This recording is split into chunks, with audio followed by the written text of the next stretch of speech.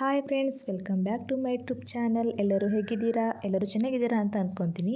ಇವತ್ತಿನ ರೆಸಿಪಿಯಲ್ಲಿ ನಾನು ಮೊಳಕೆ ಬರಿಸಿರುವಂಥ ಹುರುಳಿಕಾಳಿನ ಸಾಂಬಾರಿನ ರೆಸಿಪಿ ಹೇಗೆ ಮಾಡುವುದು ಅಂತ ತೋರಿಸ್ಕೊಡ್ತೀನಿ. ಬನ್ನಿ ಫ್ರೆಂಡ್ಸ್. ನೋಡಿ, ಈ ಥರ ಮೊಳಕೆ ಬಂದಿರುವಂಥ ಹುರುಳಿಕಾಳನ್ನು ತೆಗೆದುಕೊಂಡಿದ್ದೀನಿ. ಇದು ಆ್ಯಕ್ಚುಲಿ 2 ದಿನ ಹಿಂದೆಯೇ ನಾನು ನೆನೆಸಿಟ್ಟಿದ್ದೆ. ಈ ಥರ ಮೊಳಕೆ ಬಂದಿದೆ, ಚೆನ್ನಾಗಿ ಬಂದಿದೆ ನೋಡಿ. 2 ಡೇಸ್ ಮುಂಚೆನೇ ನೆನೆಸಿಟ್ರೆ ಮೊಳಕೆ ಚೆನ್ನಾಗಿ ಬರುತ್ತೆ. ಈಗ ಸಾಂಬಾರಿಗೆಲ್ಲ ರೆಡಿ ಮಾಡ್ಕೊಳ್ಳೋಣ. ಅದಕ್ಕೆ ಬೇಕಾಗಿರುವಂಥ ಒಂದು 3 ಟೊಮೊಟೊ ಮತ್ತು ಒಂದು 2 ಈರುಳ್ಳಿ ಮತ್ತು ಸ್ವಲ್ಪ ಕೊತ್ತಂಬರಿ ಸೊಪ್ಪು ತಗೊಂಡಿದ್ದೀನಿ. ಸ್ವಲ್ಪ ಅದಕ್ಕೆ ಎಣ್ಣೆ ಹಾಕಿ ಅದಕ್ಕೆ ಒಂದು ಸ್ವಲ್ಪ ಸಾಸಿವೆ, ಸ್ವಲ್ಪ ಜೀರಿಗೆ ಮತ್ತು ಒಂದು 5ರಿಂದ 6 ಮೆಂತ್ಯ ಹಾಕ್ಕೊಂಡಿದ್ದೀನಿ. ಇದಕ್ಕೆ ಕಟ್ ಮಾಡಿ ಇಟ್ಕೊಂಡಿರುವಂಥ ಈರುಳ್ಳಿಯನ್ನು ಸಹ ಇದಕ್ಕೆ ಹಾಕ್ತಾ ಇದ್ದೀನಿ.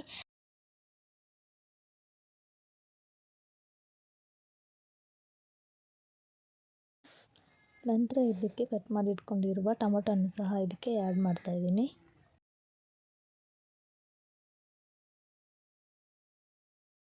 ನಂತರ ಇದಕ್ಕೆ ಒಂದು ಸ್ವಲ್ಪ ಅರ್ಧ ಚಮಚದಷ್ಟು ಅಚ್ಚ ಖಾರದ ಪುಡಿ ಹಾಕ್ತಾಯಿದ್ದೀನಿ.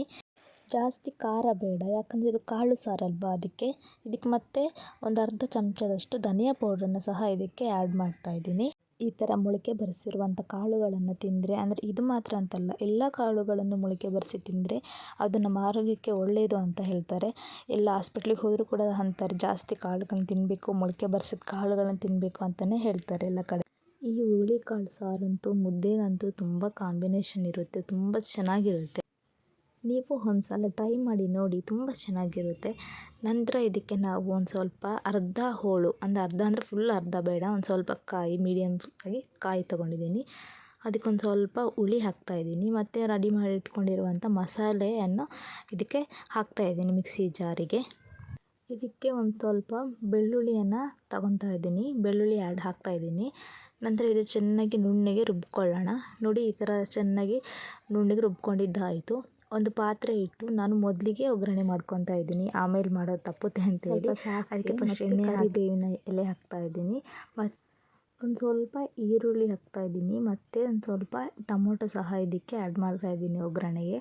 ಇದನ್ನು ಹಾಕಿದ್ರೆ ತುಂಬ ಟೇಸ್ಟಿ ಘಮ ಘಮ ಅಂತ ಸ್ಮೆಲ್ ಬರುತ್ತೆ. ಅದಕ್ಕೋಸ್ಕರ ಈ ಟೊಮೊಟೊ ಮತ್ತು ಸ್ವಲ್ಪ ಈರುಳ್ಳಿನ ಈ ಒಗ್ಗರಣೆ ಜೊತೆಗೆ ಹಾಕ್ತಾಯಿದ್ದೀನಿ. ಇದು ನಮ್ಮ ಅತ್ತೆ ಮಾಡೋ ರೆಸಿಪಿ, ಇದು ತುಂಬ ಚೆನ್ನಾಗಿರುತ್ತೆ.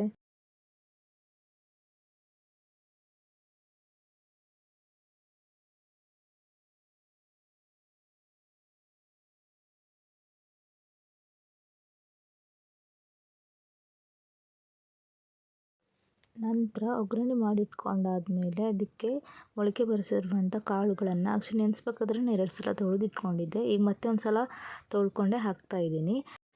ನೀವು ಸಹ ಮೊಳಕೆ ಬರಿಸಿರುವಂಥ ಕಾಳುಗಳನ್ನು ಜಾಸ್ತಿ ತಿನ್ನಿ, ಯಾಕಂದರೆ ಆರೋಗ್ಯಕ್ಕೆ ತುಂಬ ಒಳ್ಳೆಯದು ಅಂತ ಹೇಳಿಬಿಟ್ಟು. ಈ ಸಾರುಗಳು ಮಾಡಿಕೊಂಡು ಮುದ್ದೆ ಜೊತೆಗೆ ತಿನ್ಬೋದು, ತುಂಬ ಕಾಂಬಿನೇಷನ್ ಚೆನ್ನಾಗಿರುತ್ತೆ, ಹುಳಿ ಹುಳಿಯಾಗಿ ಇರುತ್ತೆ ಸಾರು. ನಂತರ ನಾನು ಇದನ್ನು ಕುದಿಯೋಕ್ಕಿಟ್ಟೆ. ಅಷ್ಟರೊಳಗೆ ನನ್ನ ಮಗಳಿಗೆ ಒಂದು ಸ್ವಲ್ಪ ಸ್ನಾನ ಮಾಡಿಸ್ಕೊಂಬರೋಣ ಅಂತ ಸ್ನಾನ ಮಾಡ್ಸೋಕ್ಕೆ ಬಂದೆ. ನೋಡಿ, ಆ್ಯಕ್ಚುಲಿ ಟೈಮ್ ಆಗಿತ್ತು, ರಾತ್ರಿ 6-7 ಗಂಟೆ ಆಗಿತ್ತು.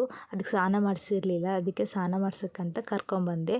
ಆ್ಯಕ್ಚುಲಿ ಅವಳೇ ನೋಡಿ ಎಲ್ಲ ಸ್ನಾನ ಮಾಡ್ಕೊತಾ ಇದ್ದಾಳೆ, ಮುಖ ಎಲ್ಲ ಉಜ್ಕೊತಾ ಇದ್ದಾಳೆ. ಸ್ನಾನ ಮಾಡಿಸ್ಬಿಟ್ಟು ಅವಳಿಗೆ ಎಲ್ಲ ಒರೆಸ್ಬಿಟ್ಟು ಅವಳಿಗೆ ರೆಡಿ ಮಾಡಿಬಿಟ್ಟು ಬಟ್ಟೆ ಎಲ್ಲ ಹಾಕಿ ಪಾಪುಗೆ ಸ್ನಾನ ಮಾಡಿ ಬರೋ ಅಷ್ಟರೊಳಗೆ ನಮ್ಮ ಅತ್ತೆ ಕಾಳಿಗೆ ಖಾರ ಹಾಕಿಬಿಟ್ಟಿದ್ರು. ಸಾರಿ, ಅದನ್ನು ವೀಡಿಯೋ ಮಾಡೋಕ್ಕಾಗಿಲ್ಲ.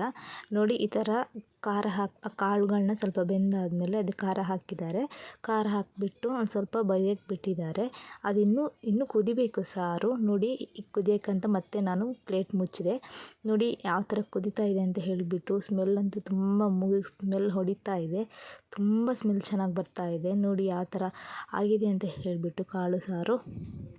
ನನ್ನ ಚಾನಲ್ನ ಇನ್ನು ಯಾರು ಸಬ್ಸ್ಕ್ರೈಬ್ ಆಗಿಲ್ಲ, ಆದಷ್ಟು ಬೇಗ ಸಬ್ಸ್ಕ್ರೈಬ್ ಮಾಡಿ, ಶೇರ್ ಮಾಡಿ ಆಯಿತಾ.